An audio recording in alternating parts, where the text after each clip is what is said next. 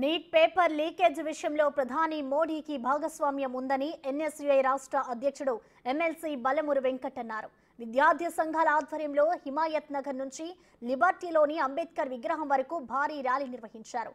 Elections ముందు NEET results వస్తే BJP అధికారంలోకి రాదనే ఎన్నికల ఫలితాల రోజు నీట్ ఫలితాలు విడుదల చేశారంటున్న బలమూరు వెంకట్తో మా ప్రతినిధి Harikrishna face to face.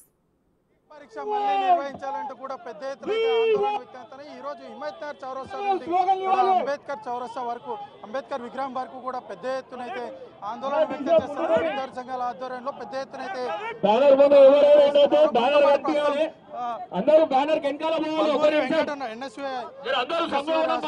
MLC Balmoor Venkat ఉన్నారు అని తెలిసిన చెప్పండి.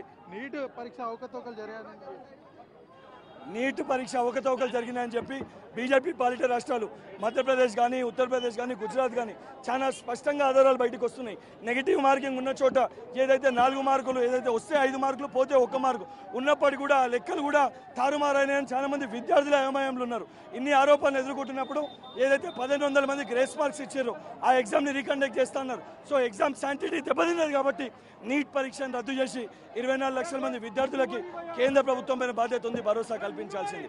అదేవిధంగా ఈ తప్పిదాన్ని చేసింది కాబట్టి నమ్మకం ఏదైతే నేషనల్ టెస్టింగ్ ఏజెన్సీ పైన లేదు కాబట్టి సిట్టింగ్ జడ్జి చేత విచారణ జరిపించి నేరస్తులను కఠినంగా శిక్షించాలని అన్ని విద్యార్థి యోజన సంఘాలు ఏకతాటిపైకి వచ్చి ఈ విద్యార్థులకు న్యాయం జరిగే వారికి పోరాటం చేస్తామని తెలంగాణ గడ్డకెళ్ళి బీజేపీకి ఒక హెచ్చరిక జారీ చేస్తున్నాం.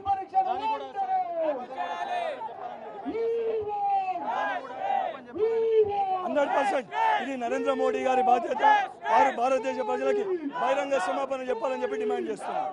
అంటే ప్రధానంగా ఒకటే సెంటర్లో అంటే 7గురికి ఒక ఫస్ట్ ర్యాంక్ రావడం, దేశవ్యాప్తంగా కూడా 67 మందికి ఫస్ట్ ర్యాంక్ రావడం ఎట్లా ఉండొచ్చు? పేపర్ ముందే లీక్ అయింది అనుకోవచ్చు. 100% ఒకటే సెంటర్లో ఒకరితో ఒకరికి ఇప్పుడు గతంలో ఎప్పుడు జరగలేదు, ఈసారి జరిగింది.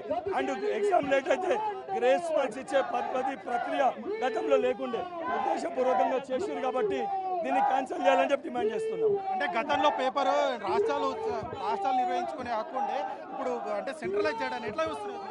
కేంద్ర ప్రభుత్వం సెంట్రలైజ్ చేసి విద్యను ఎవడు దోచుకోలేడు అనుకున్నాం, కానీ పైసలతోటి విద్యని కొనుక్కోవచ్చు అనే విధంగా కేంద్ర ప్రభుత్వం వ్యవహరిస్తుంది కాబట్టి దీన్ని క్యాన్సిల్ చేసి రాష్ట్ర పరిధిలో నిర్వహించుకునే అవకాశం కల్పించాలని చెప్పి డిమాండ్ చేస్తున్నాం. ఈ విధమైన పేపర్ లీకులు జరగడం వల్ల కేంద్ర ప్రభుత్వంపై ప్రజలకు నమ్మకం పోయింది అనుకోవచ్చు. 100% పోతుంది. టీఎస్పీఎస్సీ పేపర్ లీక్ అయితే తెలంగాణలో విద్యార్థులకు యువకులకి ప్రభుత్వంపై నమ్మకం కోల్పోయి ప్రభుత్వాన్ని గద్దెదించారు. ఈరోజు కేంద్రంలో కూడా బీజేపీ పార్టీ ఎలక్షన్స్ ముందే ఈ యొక్క నీట్ బయటికి వస్తే వాళ్ళ ప్రభుత్వం కూడా దిగిపోతుందని ఉద్దేశపూర్వకంగా రిజల్ట్ని లేట్ చేసి పార్లమెంట్ ఎన్నికల ఫలితాలు వచ్చిన రోజు సాయంత్రం రిలీజ్ చేశారు. ఇది పెద్ద కాంట్రవర్సీ. ఇందులో మోడీ భాగస్వామ్యం ఉంది.